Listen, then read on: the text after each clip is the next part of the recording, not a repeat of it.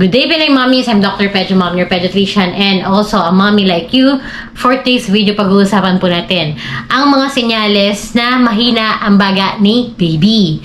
So kung gusto niyo po ng mga ganito content, pedio tips, parenting tips, at gabay sa pag-aalaga kay baby, please subscribe to our channel, Dr. Pedro Mom.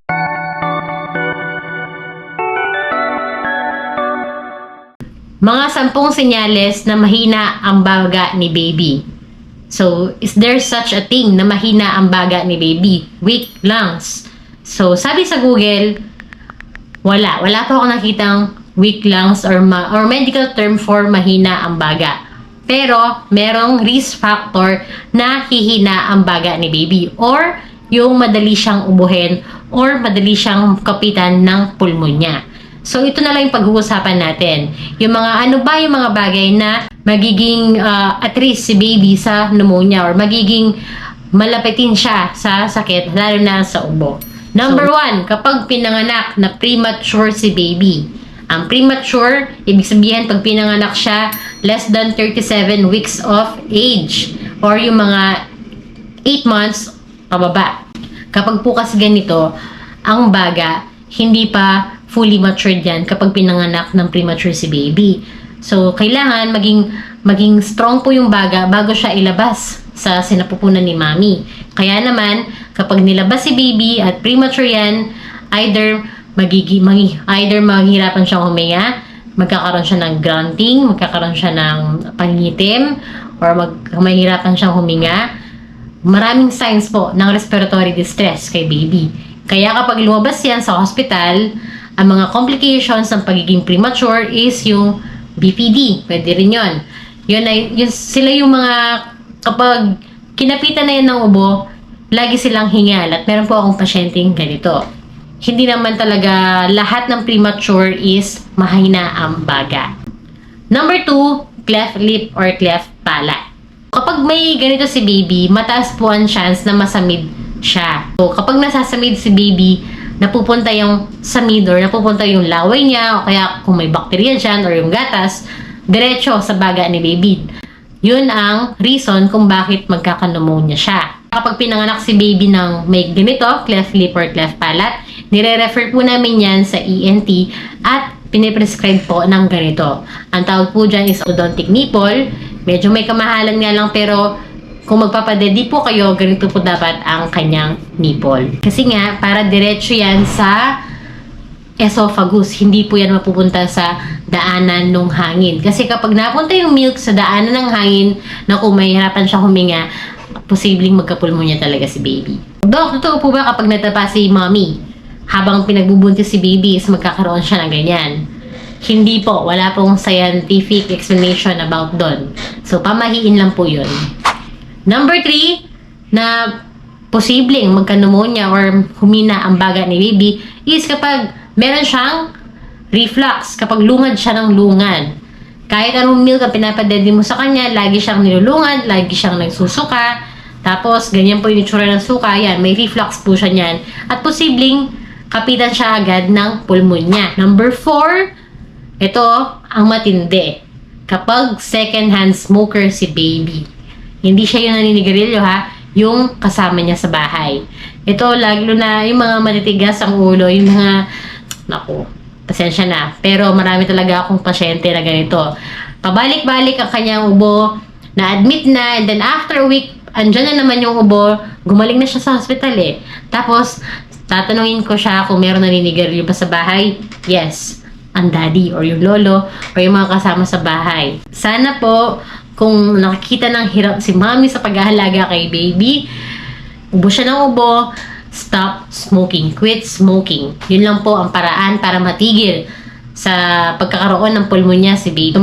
Fifth na senyales, or hindi yung senyales, fifth na bagay na magpapataas ng chance na magkapulmonya si baby is kapag nakatira po kayo sa tabi ng daan. Lalo na kapag may truck na dumadaan tapos maalikabok. Nalalanghap po yun ng bata. Kaya naman, talagang kakatihin yung lalamunan niya o kaya sisipunin siya. Kapag silipon, sigurado ubo ang kasunod. Naman kapag mahina ang baga niya or kapag mahina ang kanyang resistensya, magkakapulmonya po siya. Kung no choice po kayo na lumipat ng ibang bahay, ang pwede niyong gawin is kapag ilalabas si baby, kapag matanda na yan, pag 3 years old na yan, mas maganda, naka-face mask po siya. Tapos, ang pwede niyo na lang gawin is, kung maalikabok po sa labas, lagi na lang po kayong magbuhos ng tubig para mabawasan po yung talagang yung dust, yung buhangin na pwedeng mapunta kay baby. Ito, senyales po itong pag-uusapan natin next. 6 sign na mahina ang baga ni baby is yung pagkakaroon po ng persistent or recurrent pneumonia. So, madalang nyo lang pong marinig ito, pero meron pong ganito. Pag recurrent pneumonia, persistent pneumonia, which is magkaiba po yung description nun, pero ang ibig ko lang sabihin nun is lagi siyang na-admit dahil sa pneumonia. Tapos, pag makikita mo siya sa x-ray, meron talaga siyang pneumonia. Senyales po yun na mahina po yung baga niya. Kapag tatanungin ko po yung mga pasyente kung meron silang pneumococcal vaccine, sila po yung hindi kompleto yung bakuna. Bakit? Dahil nga nagkaroon ng pneumonia, natitigil po yung bakuna ni baby. Kaya hindi kompleto yung bakuna. Kaya napaka-importante po ng pneumococcal vaccine at yung 5-in-1. Dahil doon, nagkakaroon po ng protection yung baga ni baby sa matinding pulmonya. Pero kung pabalik-balik siya sa hospital at lagi siyang may ubo, talaga namang matitigil po yung kanyang bakuna. Next sign po na mahina ang baga ni baby is yung poor growth, kung hindi po akma yung kanyang timbang sa edad. Kung hindi pasok sa ideal body weight yung pong kanyang timbang. Kaya mahalaga po yung well baby check-up para ma-assess yung weight at yung height ni baby. Para makita nyo kung yung tama yung kanyang paglaki. Kailangan minomonitor po yung weight at height ni baby. Kasi isa po sa mga senyales na mahina ang resistensya ni baby is yung failure to thrive. Ibig sabihin, pati yung baga, hindi po nagmamature or hindi nagde-develop. Number 8 sign na mahina ang baga ni baby is yung fatigue. Lagi siyang pagod or laging hindi siya active. Next risk factor naman na nagpapataas ang chance para humina ang baga ni baby is yung palaging pag-inom ng steroid. Kasi ang steroid is anti-inflammatory. Pag umiinom kasi ng steroid si baby, humihina din yung immune system kasi nga anti-inflammatory siya, binabawasan niya yung pagre-react ng body sa mga foreign body. Kapag nakalanghap po yan ng foreign body or yung bacteria, mababa yung immune system ni baby dahil nga sa steroid, yun ang chance na magkakaroon siya ng pneumonia. So, mas maganda na last resort po ang steroid. Huwag agad-agad mag-steroid. Lagi po nyo pong ipaprescribe yun sa doctor ninyo. Huwag po kayo mag-over-the-counter ng steroid. Yung mga steroid na po yung mga prednisone, prednisolone, or yung mga pausok na budesonide, o kaya yung mga steroid na kinakaskas. So, wag po kayong mag-self-medicate kapag steroid. Number 10 na sign na mahina ang baga ni baby is kapag asthmatic po siya. So, sana kung asthmatic si baby is ma-outgrow po niya ito. So, meron namang mga babies na na-diagnose siya ng merong asthma nung bata siya at na-outgrow na niya sa pagtanda. Kapag asthmatic si baby, mahalaga na kontrolado po niya ang asthma niya. Mahalaga din na mas mag-follow up siya sa doctor every month or every 3 months para alam natin kung kontrolado nga ba talaga ang asthma niya.